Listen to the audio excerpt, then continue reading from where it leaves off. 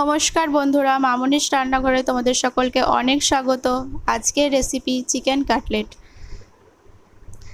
Chicken কাটলেটের জন্য আমি বিস্কিটের গুঁড়োটা তৈরি করে নেব। তার জন্য দেখো আমি টোস্ট বিস্কুট নিয়ে নিয়েছি আর সেগুলো ভেঙে ভেঙে মিক্সার গ্রাইন্ডারে দিয়ে দিচ্ছি। এবার এটা আমি মিক্স করে নেব। তো দেখো আমার মিক্স করা হয়ে গেছে। এবার এটা আমি একটা প্লেটে ঢেলে নেব। তো রেডি হয়ে গেল বিস্কুটের গুঁড়ো। তোমরা চাইলে এটা বাজার থেকেও কিনে নিতে পারো, আমি বাড়িতেই তৈরি করে দেখালাম।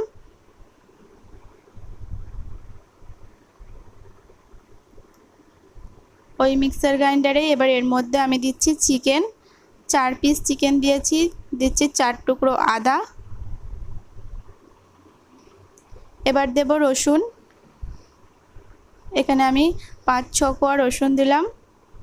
দিয়েছি একটা মিডিয়াম সাইজের পেঁয়াজ, 6টা কাঁচা লঙ্কা, একটা মিডিয়াম সাইজের টমেটো, কিছুটা ধনেপাতা দিলাম, আর দিলাম একটু পাতি লেবুর রস। এবার দেব পরিমাণ মতো লবণ।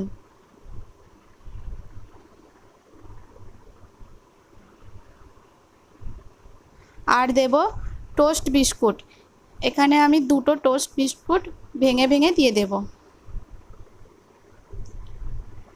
তো দেখো আমার দেওয়া কমপ্লিট হয়ে গেছে। এবার এগুলোকে আমি এই উপকরণগুলোকে আমি মিক্সার গ্রাইন্ডারে ব্লেন্ড করে নেব। তো দেখো ব্লেন্ড করা হয়ে গেছে।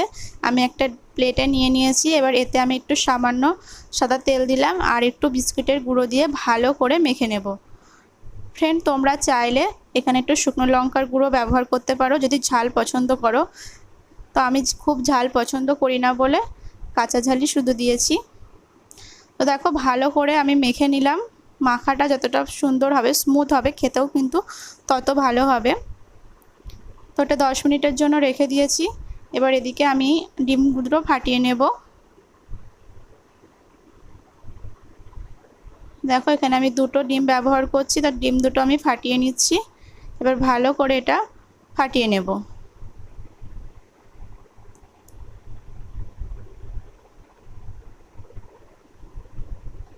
তো ডিম ফাটানো আমার হয়ে গেছে। এবার দেখো আমি কিন্তু ছোট ছোট লেচি কেটে নিয়েছি।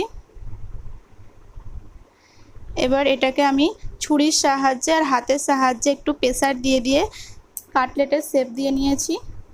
এবার এটা আমি বিস্কিটের এইভাবে কোট করে নিতে হবে।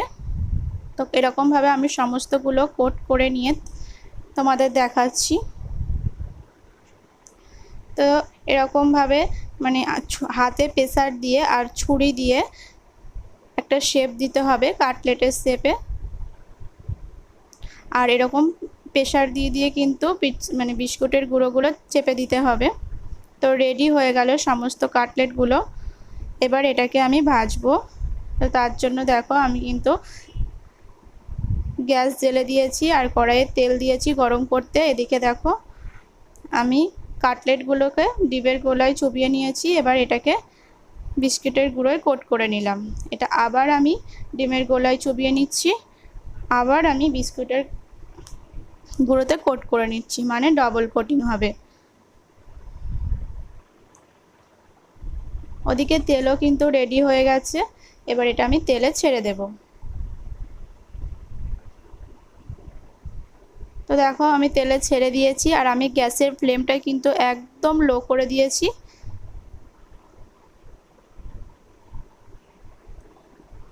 এটা একটু সময় নিয়েই ভাজতে হবে।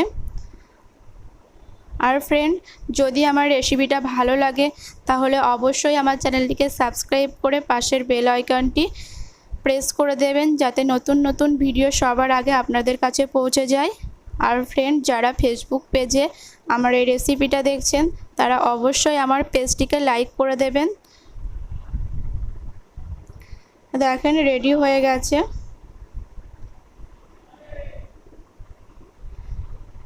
তো এরকম করে আমি সমস্তগুলো ভেজে দেখাচ্ছি ফ্রেন্ড যে কাটলেটগুলো কত সুন্দর হয়েছে। সেম প্রসেসেই আবার আমি ডিমের গোলায় চুবিয়ে নেব, আবার বিস্কুটে কোট করে নেব, দিয়ে নিয়ে ভেজে নেব।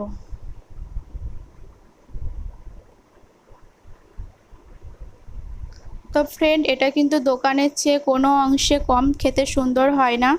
আমি বলবো বাড়িতে একবার অবশ্যই তৈরি করে দেখবেন, খুব ভালো লাগবে। আমার ফ্যামিলির সকলেরই খুব ভালো লেগেছিল, তো আপনাদেরও কিন্তু ভালো লাগবে।